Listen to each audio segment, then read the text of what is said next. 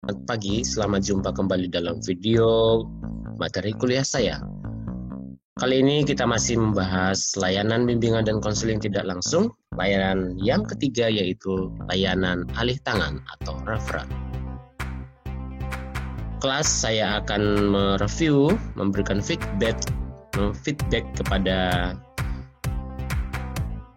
pengetahuan atau pendapat yang sudah Anda submit di kolom diskusi di belajar.usd.ac.id.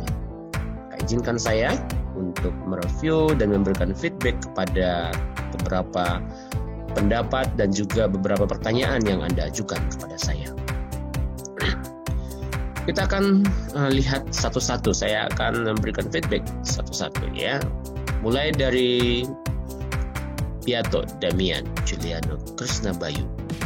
Layanan referral adalah proses pelayanan bimbingan dan konseling yang menghendaki agar pihak-pihak yang tidak mampu menyelenggarakan pelayanan bimbingan konseling secara tepat dan tuntas atas suatu permasalahan klien atau konseling mengalih tangankan permasalahan itu kepada pihak yang lebih ahli.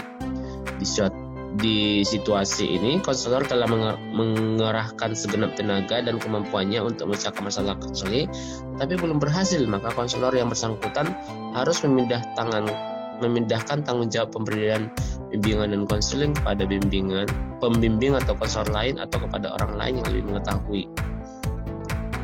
Oke, ini sepertinya tidak sesuai dengan materi yang saya sampaikan ya. Jadi dalam definisi ini memang si konselor yang mengalihkan, bukan orang lain yang mengalihkan kepada si konselor ya. Memang ini tetap masuk dalam layanan alih tangan, tapi nanti bagian pembahasannya. Oke. Langkahnya merumuskan keprihatinan siswa, mengidentifikasi masalah siswa melalui form, hasil form kemudian dilaporkan dalam form layanan alih tangan kasus. Nah, ini kan miss-nya di sini antara definisi dengan alurnya tidak sama ya. Nah, siswa itu sendiri, teman, guru, kepala sekolah, nah agak beda ya. Pertanyaannya, Pak, saya ingin bertanya bagaimana jika anak siswa tersebut membutuhkan alih tangan kasus tapi anak tersebut tidak mau dialih tangan kasuskan kepada pihak lain. Nah, pada proses ini perlu diedukasi. Dia mau sembuh atau tidak, dia mau selesai atau tidak masalahnya. Ya.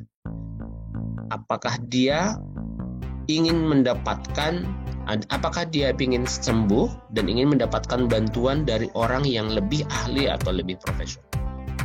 Memang ada proses diedukasi, dijelaskan kepada si konseling, kepada siswa. Oke, kemudian OSA. Yang dimaksud dengan layanan referral menurut berdasarkan video adalah suatu proses yang dilakukan oleh pendengar di mana dia merasa bahwa masalah yang disampaikan oleh konseling bukanlah kapasitasnya sehingga pendengar memerlukan pihak lain yang berkompetensi di bidang tersebut.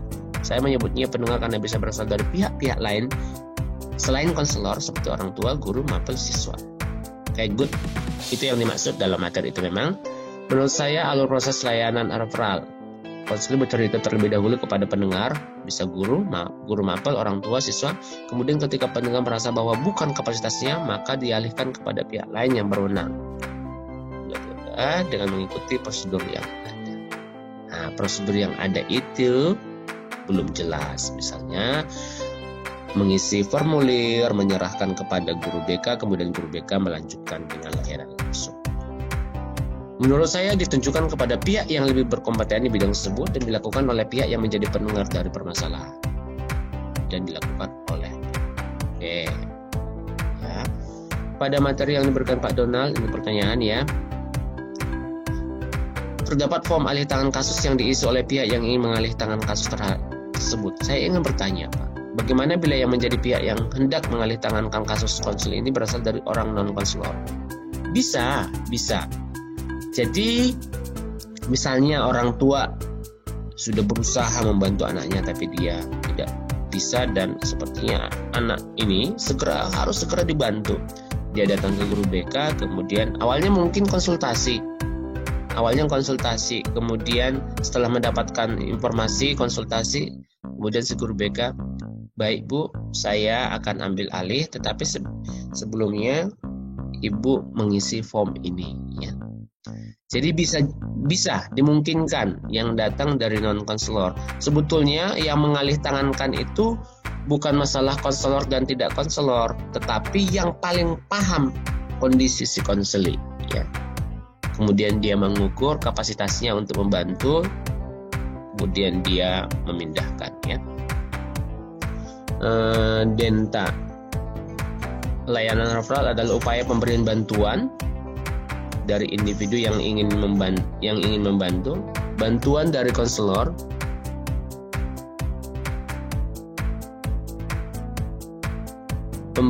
pemberian bantuan dari konselor atau individu lain yang ingin membantu kepada konseli dengan mengalih tangankan permasalahan yang hadapi konseli kepada pihak lain yang lebih ahli karena permasalahan yang hadapi oleh konseli berada di luar kapasitas konselor atau individu yang membantu konseli orang tua. Oke, di sini sudah mencakup bahwa yang mengalih tangankan itu bisa jadi orang tua, bisa guru, bisa teman, dan bisa juga konselor itu sendiri.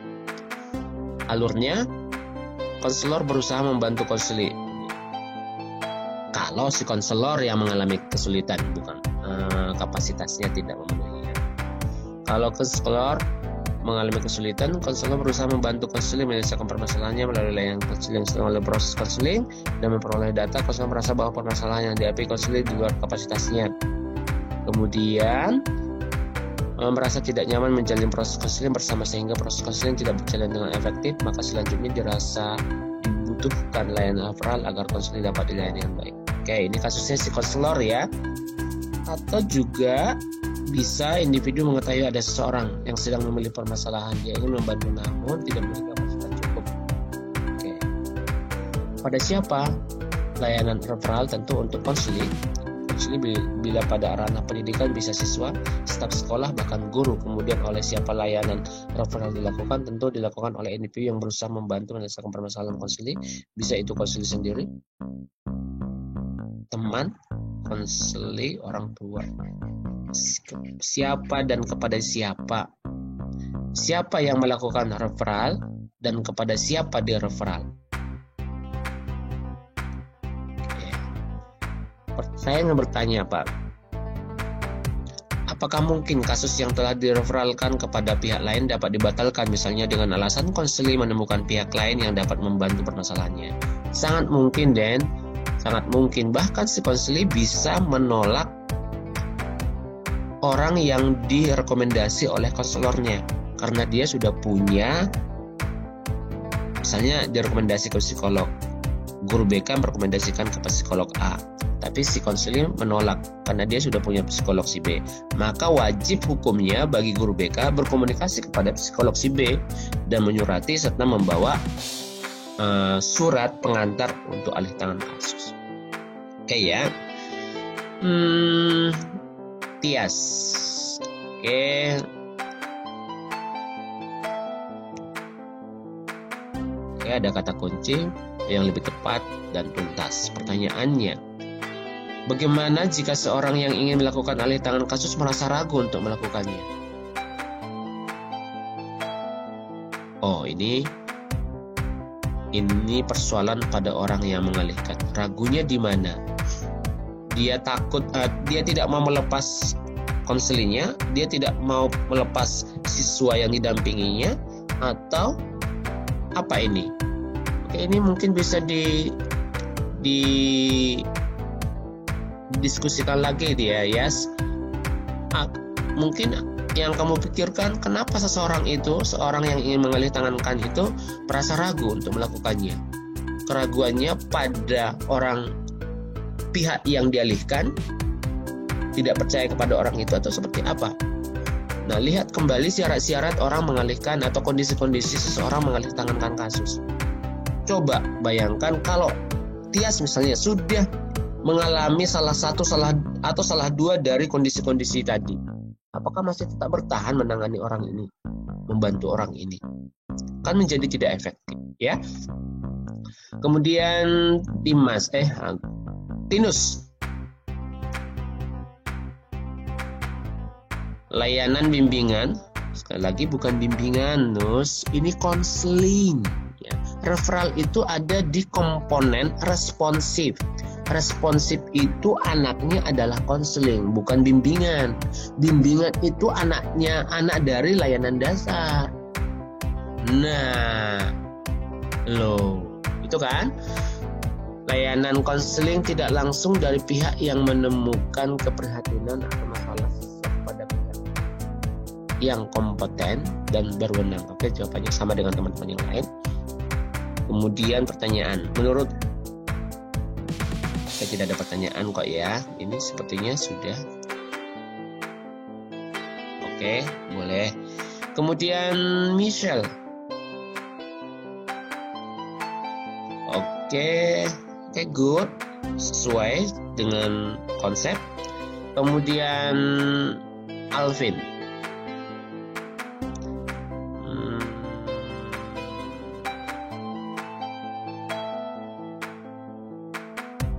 Oke, good. Oke. Oke,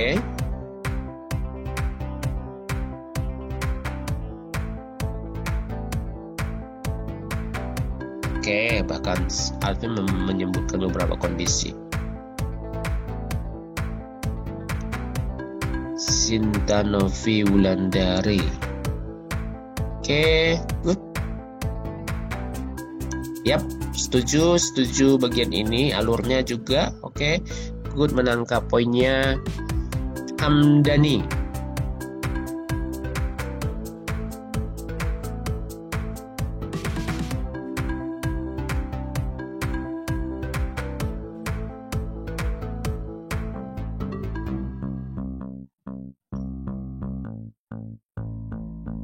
Lalu prosesnya adalah orang mengalihkan kasus kepada guru atau konselor.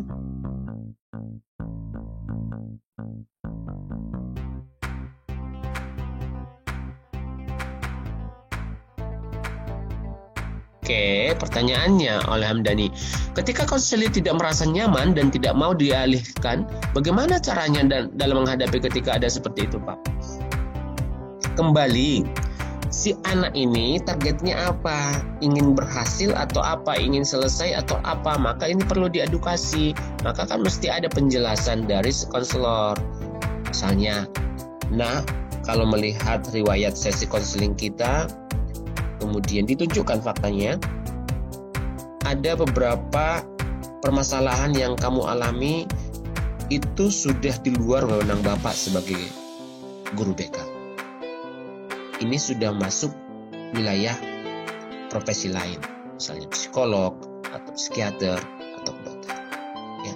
Dan pastikan selama dia dialihkan, guru BK tetap memantau, tetap komunikasi dengan orang yang dialihkan itu. Bahkan ketika dialihkan kembali nanti, ada catatan. Jadi memastikan, menjamin kepada si konseli bahwa dia tidak ditinggal. Pengalih tanganan kasus itu tidak artinya cuci tangan terhadap kasus si konseli, tapi supaya si konseli mendapatkan bantuan yang lebih tepat ketika saat sudah mendesak. Maka ketika itu dilakukan, dia tidak boleh, guru BK tidak boleh lepas tangan. Ya, guru BK tidak boleh lepas tangan bagi ini. Oke, Cynthia. Oke, pertanyaannya, setelah saya memahami materi yang diberikan Pak Donald, saya ingin bertanya, ketika proses konseling dengan salah satu pihak yang lebih berwenang dan tiba-tiba konseling tersebut semakin menjadi-jadi, apakah boleh langsung melakukan kolaborasi dengan pihak lain seperti dokter atau pihak kepolisian? Ini sangat mungkin, Sin. Ini sangat mungkin. Jadi 3 layanan tidak langsung ini bisa terjadi dalam satu kasus. Awalnya konsultasi orang tua mengkonsultasikan anaknya, kemudian antara guru BK dan orang tua melakukan kolaborasi untuk membantu anaknya. Ternyata mereka tidak sanggup karena ternyata ada data, informasi, permasalahan yang mereka selama ini tidak tahu dan mereka harus mengalih tangankan. Nah, ketika dialih tangankan, orang yang dialih tangankan ini juga meminta kolaborasi dengan guru BK atau dengan orang tua. Bisa jadi begitu. Sangat dimungkinkan, Oke. Kemudian Citra. Oke, pendapatnya bagian ini. Oke. Kemudian pertanyaan. Kemudian saya ingin bertanya, apabila referral dilakukan oleh orang lain di sekitar siswa konseling seperti teman, guru, atau orang tua, namun siswa konseling tersebut tidak menyetujui adanya layanan referral karena ia sudah merasa nyaman dengan pihak yang menghadapi atau menangani sebelumnya. Namun menurut pihak tersebut, layanan yang diberikan dan proses berlangsung kurang berjalan baik dan efektif karena satu dan lain hal, serta dianggap akan lebih baik jika dialih tangankan kepada BK yang lebih berkompeten. Bagaimana jika terjadi kasus yang demikian, Pak? Bisa jadi ketidakmauan si konsili dialih tangankan karena sudah terjadi salah satu kondisi yang dijelaskan dalam video. Jangan-jangan dia sudah mengalami ketergantungan dan itu tidak boleh dibiarkan. Jangan-jangan sudah mengalami ketergantungan. Jangan-jangan dia takut kalau berhadapan dengan orang lain lagi karena dia sudah cukup nyaman. Sementara orang yang membantu merasa tidak efektif. Ini hubungannya sudah tidak lagi hubungan membantu. Ini sudah masuk ke hubungan konseling, sudah masuk hubungan terapi. Itu mesti dijelaskan. Tentu tidak mudah dan bahkan si konseling bisa menolak. Bahkan si konseling bisa memilih. Maka selalu ada menawarkan. Sebagai teman, sebagai guru menawarkan, kamu nyamannya dibantu oleh siapa? Si guru konselor yang mana? Atau psikolog yang mana? Selalu ada bantuan. Tentu ada kasus sampai si konseling menolak. Nah, itu perlu proses. Dan tidak boleh dipaksa untuk melanjutkan. Kemudian karena dia menolak untuk ada tangan, ya sudah kita lanjut. Itu tidak boleh karena sudah ada salah satu tanda atau kondisi bahwa ini tidak akan efektif kalau dilanjut. Ya. Bahkan bisa berbahaya dalam relasi ya. Oke, begitu ya Citra. Kemudian Christine. Oke, jawabannya sesuai dengan materi. Tidak ada pertanyaan. Asti. Layanan referral adalah suatu tindakan mengalihkan penanganan masalah peserta didik atau konseling dari satu pihak kepada pihak lain yang lebih berwenang dan memiliki keahlian yang dibutuhkan untuk menangani permasalahan konseling. Alurnya, konseling cerita tentang permasalahannya kepada orang yang dianggap mengerti, misalnya guru atau wali kelas. Mendengar permasalahan tersebut, wali kelas merasa bukan kapasitasnya, maka dialih tangankan kepada orang yang ahli di bidang tersebut. Kemudian, wali kelas tidak sepenuhnya melepas begitu saja, namun tetap memantau perkembangan konseling. Betul, tepat bagian ini. Kemudian siapa dan kepada siapa? Pihak yang ahli dan kompeten. Dilakukan oleh pihak yang ahli kepada konseling. Oke, ini mungkin maksudnya beda pemahaman. Siapa yang melakukan referral dan kepada siapa referral dilakukan atau kepada siapa referral ditujukan? Maksudnya itu ya. Ini sudah menjawab di alur ya. Oke, terima kasih Asti. Kemudian Yudana.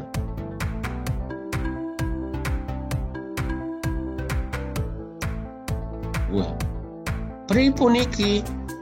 Layanan referral adalah layanan yang diberikan ke konseling. Yang diberikan ke konseling kepada konselor. Wah, kalimatmu tidak cukup baik, Yudana. Yuk diperbaiki lagi kalimat tulismu ya. Ini layanan referral, yakni layanan yang diberikan ke konseling kepada konselor. Sama-sama objek ini. Jika konselor merasa tidak efektif proses konseling dan juga saat konseling susah terbuka dengan permasalahan konseling. Oke, saya tangkap ya. Alurnya, konselor mengadakan proses konseling dengan konseling. Aduh, ketikannya juga tipenya ini. Guna untuk mendapatkan data atau informasi permasalahan yang dihadapi oleh konseling, tetapi konselor merasa di luar kapasitasnya. Nah, itu sudah di luar jangkauan konseling sehingga tidak efektif. Barulah konselor bisa referral kepada pihak kompeten supaya tapi alurnya prosesnya seperti apa? Ya. Layanan referral ini tentu saja untuk konseling. Berikutnya bisa guru mata pelajaran. Nah, ini juga tidak benar. Siapa yang melakukan referral dan kepada siapa direferal? Mungkin pertanyaan saya juga tidak cukup jelas sekali ya pedoman itu. Oke, silakan Yudana, ini dikoreksi ya bagian-bagian kelemahan pada dirimu. Yono.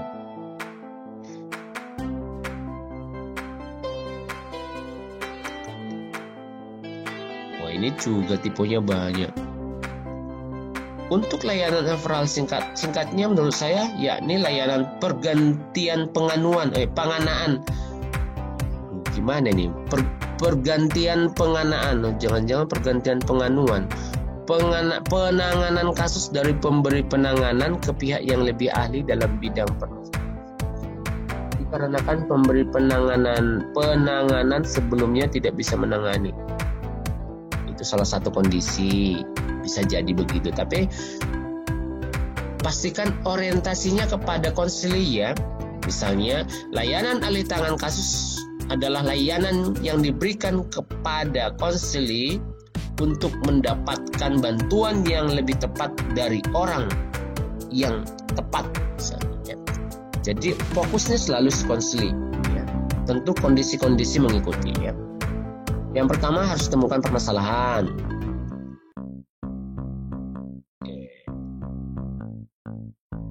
Referral bisa dilakukan oleh siapa saja kepada pihak yang memiliki kompetensi. Oke. Pertanyaannya, bolehkah alih tangan tidak dilakukan pada kasus guru mata pelajaran atau cara mengatasi permasalahan siswa namun belum tentu cara itu tepat bagi siswanya karena menyangkut proses konseling. Guru mata pelajaran tidak tahu bagaimana konseling namun memberi saran untuk permasalahan diri siswanya. Nah, kan di materi dijelaskan ada yang disebut dengan hubungan membantu, jadi hubungan nasihat. Ada yang disebut dengan hubungan sudah masuk di hubungan konseling. Ada yang disebut dengan hubungan psikiater.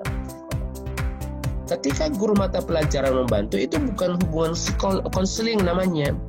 Ya masih sifatnya hubungan membantu atau hubungan membimbing. Jadi boleh.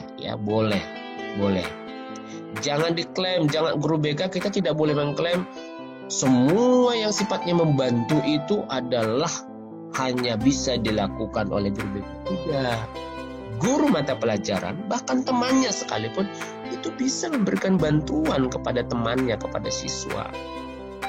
Tapi, hubungan itu masih bersifat hubungan bantuan. Masih hubungannya hubungan bimbingan, bukan konseling. Nah, kalau sudah dirasa insight-nya sudah tidak lagi membantu, bukan lagi hubungan membantu atau hubungan membimbing ya. Nah itu sudah masuk ke hubungan konseling dan harus dipindahkan. Oke, Bartolomea Maya kepada siapa? Oke, sesuai. Monica, kepada siapa dan oleh siapa layanan referral? Kepada siswa, pada guru BK, guru mata pelajaran. Oke, ini kayaknya memang sama. Pertanyaan nomor 3 mungkin ambigu ya, sehingga jawabannya seperti ini. Kemudian Yoda. Oke, pertanyaan Yoda. Saya ingin bertanya, apakah jika konselor sedang menyimpan rahasia dan hanya mau terbuka pada konselor? Maksudnya ini pertanyaan menggantung ini Yod. Lalu saya ingin bertanya, apakah jika konselor sedang menyimpan rahasia dan hanya mau terbuka pada konselor? Gantung nih. Nanya apa? Hal tersebut tetapi tidak dilakukan ketika konselor bertemu oleh pihak yang memberitahukan referral. Oke, saya tangkap poinnya. Betul, kalau dalam proses membantu si konseli atau si siswa ini tidak terbuka, itu salah satu kondisi ini harus dialihkan. Kemudian, apakah konselor berhak memberikan informasi tersebut kepada pihak referral? Demikian, semua data yang ada di konselor atau guru mata pelajaran harus disampaikan kepada orang yang direferral. Dalam hal ini sebetulnya terjadi kerjasama, ya. Oke, terima kasih Yoda. Lidwina Mutia. Oke, betul seperti yang dalam video. Kemudian Megavita Aryani. Pertanyaannya, disebutkan bahwa layanan referral dapat dilakukan ketika konseling menampilkan permasalahan emosi yang kompleks. Di sini untuk permasalahan emosi yang kompleks itu seperti apa? Apakah depresi, bipolar, dan lain-lain termasuk ke dalam permasalahan emosi yang kompleks? Betul. Jadi kompleks di sini bisa menjadi permasalahan yang tidak tunggal dan disebabkan oleh akar masalah yang tidak tunggal. Jadi kompleks gitu ya. Permasalahannya tidak tunggal. Permasalahannya tidak hanya motivasi belajar rendah yang berakibat pada prestasi menurun, tapi juga misalnya dia menjadi pribadi yang menyendiri, depresi, ya, dan penyebabnya ternyata juga multifaktor. Nah, itu bisa dianggap sebagai permasalahan yang kompleks, ya, permasalahan yang kompleks. Kemudian Magda Lena, pertanyaan saya langsung ya, apakah konseling bisa membatalkan proses alih tangan ketika konseling sudah mengisi form layanan alih tangan? Tadi sebenarnya sudah dijawab, mungkin dan bisa, ya, mungkin dan bisa. Dalam hal ini kan konseling menjadi raja, tuan yang harus mendapatkan pelayanan prima dari orang-orang yang membantu dan menolong. Apalagi alasannya bahwa dirinya sudah mampu untuk mengatasi masalahnya. Nah, kembali kepada si konselornya, dia balik lagi ke sana, dipantau oleh konselornya, tidak jadi dialihkan, tapi kembali ke konselornya, kemudian penanganannya menjadi lebih kadarnya menjadi lebih turun karena sudah ada terminasi. Jadi si konselor sudah mengambil cara membiarkan si konseling pada dirinya untuk proses lebih positif dalam kehidupannya. Oke. Teresia Ambar Wati. Oke, saya paham, poinnya dapat. Pertanyaannya, jika sudah dialih tangankan kepada konseling, jika sudah dialih tangankan, apakah konseling harus cerita masalahnya dari awal atau pihak yang mengalih tangankan yang menceritakan masalah konseling? Dua-duanya. Jadi data sudah diterima oleh pihak yang dialihkan atau pihak yang mendapat pengalihan. Kemudian dalam proses membantu intervensi, dia juga masih bisa mengulang kembali, mengkonfirmasi kembali data-data. Ya. Kemudian Clara Praba. Oke. Yes, sama. Terima kasih. Milen. Oke, tepat dan tuntas. Yang ingin saya tanyakan, apakah referral atau alih tangan kasus ini hanya mentok? Mentok ini bahasa apa ya?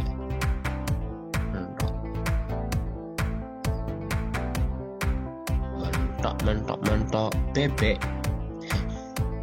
memantok mentok mematok bebek mematok mentok. Oke, just kidding. Saya ingin tanya, apakah referral atau alih tangan kasus ini hanya mentok sampai ke guru BK atau guru BK juga dapat referral ke masalah konseling ini ke pihak lain yang lebih kompeten di bidangnya? Yes. Bisa. Sangat mungkin. Hanya memang dalam materi kemarin kan masih dalam konteks pihak lain ke guru BK. Tapi bisa jadi guru BK ke pihak lain yang lebih ahli, ya. Oke, lanjut ke Wiji. Selamat sore juga Wiji. Oke, jawabannya oke, 1, 2, 3, oke, good, pengetahuan baru. Pertanyaannya, apakah dalam layanan alih tangan masih memungkinkan adanya keterlibatan pihak lain dalam menyelesaikan masalah atau sudah diserahkan sepenuhnya? Masih, bahkan yang mengalihkan itu harus juga tetap memantau perkembangannya. Kemudian orang yang dituju bisa juga mengajak pihak lain bekerja sama untuk membantu si konseling. Mungkin sekali, ya. Leni.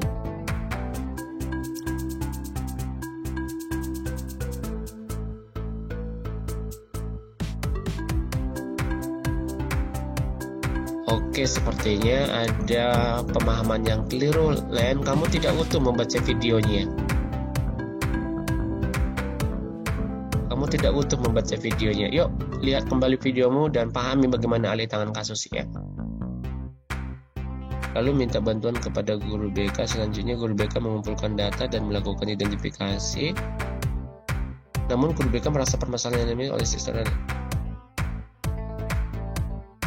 Oh maaf, ternyata betulan. Maaf Len. Kepada siapa dan oleh siapa? Oke, bisa ya. Oke, terima kasih Len. Maaf tadi saya sempat salah paham dengan jawaban kamu. Yovita.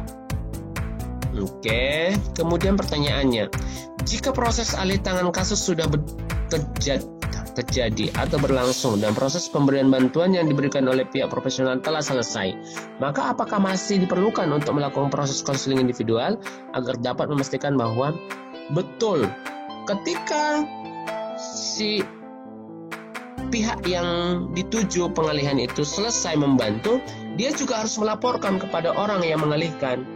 Laporkan, kemudian saya sebagai guru BK mendapatkan laporan dari pihak ahli yang saya rujuk sebagai tempat pengalihan kasus. Dia melaporkan ke saya dan saya memantau perkembangan si konseling. Ribet ya sebetulnya ya, kalau ini dikerjakan di sekolah itu ribet sebetulnya. Tapi kan kita bisa membayangkan tidak banyak siswa atau konseling yang harus dialihkan ya. Kemudian Alexa, oke, lengkap sekali. Good. Pertanyaannya, apakah mungkin alih tangan kasus terjadi dua kali dalam satu kasus, Pak? Misalnya dari guru BK ke psikolog, kemudian psikolog juga mengalih tangan. Mungkin dan sangat mungkin. Karena soal tadi kan ada beberapa kondisi tadi, Alexa. Kan ada beberapa kondisi. Mungkin jika itu terjadi pada psikolog misalnya, itu juga tetap harus mengalihkan. Oke. Kemudian Emiliana. Oh, ini pertanyaan ini sudah dijawab. Bagaimana kalau tidak bersedia? Ini perlu edukasi, perlu penjelasan, dia mau sembuh atau enggak, maka dijelaskan dengan baik dan pastikan dia terjamin bahwa kamu sebagai guru BK tidak akan meninggalkan dia. Oke, Vincentia. Pihak yang dirujuk tidak mau menerima. Ada kode etik profesi kita. Ya. Ada kode etik. Maka sebagai konselor juga punya kode etik. Kita tidak bisa memilih-milih siapa yang menjadi konselor kita, siapa yang menjadi konselor kita, siapa yang tidak. Siapa yang kita tolak. Jadi termasuk juga profesi-profesi penolong yang lain, psikolog. Kalau dia menangani enggan, menolak misalnya, boleh menolak tapi dengan alasan. Ya. Boleh menolak dengan alasan. Ya. Maka ya seorang guru BK harus punya beberapa psikolog sebagai rujukan untuk antisipasi jika psikolog yang kita rujuk itu menolak. Ya. Kemudian Melda. Jika siswa memiliki masalah dan menceritakan kepada guru BK menangkap bahwa permasalahan tersebut sudah di luar wewenangnya dan ingin mengalihtangankan kasus kepada psikolog, tapi siswa tidak menginginkan, apa tindakan yang akan dilakukan agar siswa?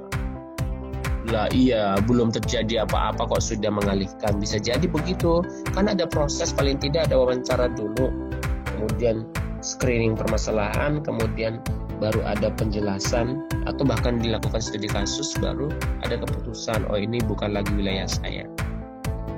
Bisa ya, bisa, tapi itu kok ujuk-ujuk kemudian mengalihkan, jangan-jangan ada motif memang tidak mau menangani siswa ini, bisa jadi loh. Kayak begitu ya Mel. Kemudian Dian. Oke, saya langsung ke pertanyaan. Kan di video yang Bapak jelaskan ada referral dari siswa itu sendiri. Apakah dia harus menggunakan form seperti yang Bapak berikan? Betul. Idealnya begitu. Orang yang datang ke ruang BK ingin mendapatkan konseling, mestinya dia mengisi form. Kalau di Indonesia kan agak jarang nih. Alah, formalitas itu. Datang aja. Bisa ketemu nggak Bu, Pak? mau ngobrol dengan Bapak. Oke, silakan. Besok ya Dian, kamu datang ke ruang Bapak. Tiba-tiba datang aja. Mestinya ada form yang mesti diisi. Itu juga sebagai salah satu bukti bahwa Anda sudah melakukan layanan kepada siswa, layanan konseling. Nanti itu sebagai bukti. Nanti kalau kelak menjadi guru BK, lakukan itu ya, siapkan form isian. Saya ada punya contoh form isian sebelum melakukan konseling ya. Bisa nanti saya share ke adik kelas kalian yang saya ampuh mata kuliah konseling. Saya sudah membiasakan itu. Jadi hasil praktek konseling itu tidak hanya verbatim dan laporan, tidak hanya verbatim, tapi ada form isian, verbatim, laporan konseling. Mereka punya itu. Ya. Itu administrasi konseling memang.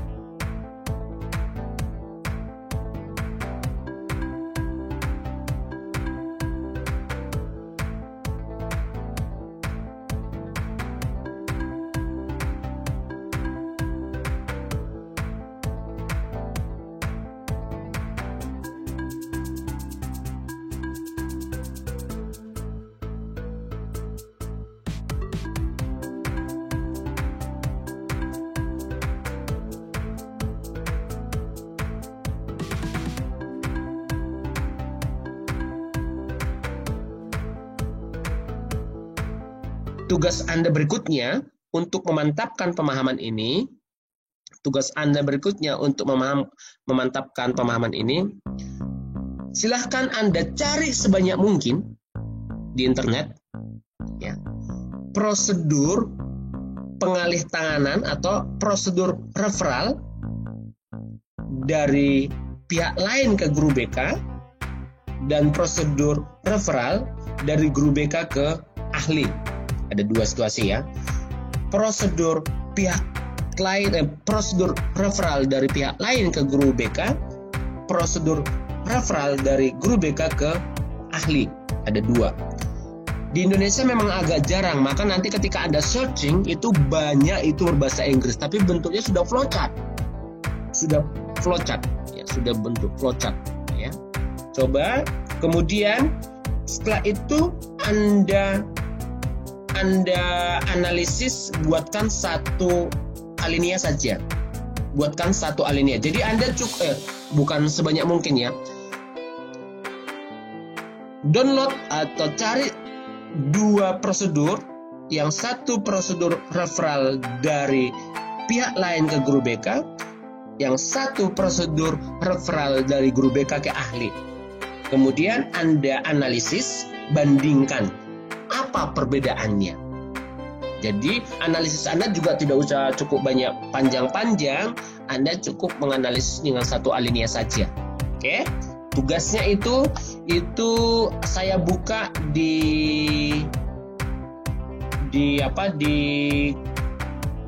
saya buatkan di kolom tugas saja deh, tidak di forum diskusi, tapi di kolom tugas.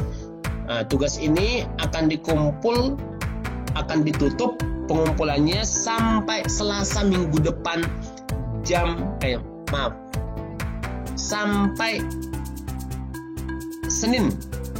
sampai Senin jam 8 pagi ya.